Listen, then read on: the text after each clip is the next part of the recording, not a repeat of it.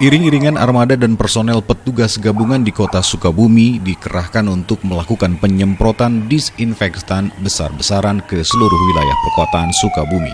Aksi ini digencarkan dalam rangka meminimalisir dan memutus mata rantai penyebaran COVID-19 atau Corona di wilayah kota Sukabumi.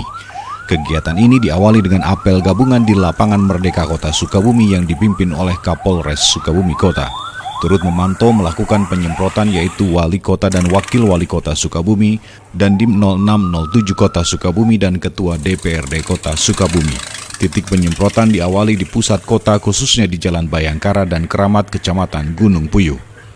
Pokoknya semua sekitar kota Sukabumi. Alat yang dikeluarkan kemarin apa aja? AWC, yaitu AWC, kendaraan taktis penyemprotan air, berikut juga dari Damkar, dari PMI, hingga kami baca. Kita lihat nanti situasinya seperti apa, kondisinya ketika memang terjadi peningkatan kegawat daruratan, sangat mungkin dilakukan KWP. Tapi kita masih lihat dulu, kita analisa dulu situasi kegawat daruratan. Siap.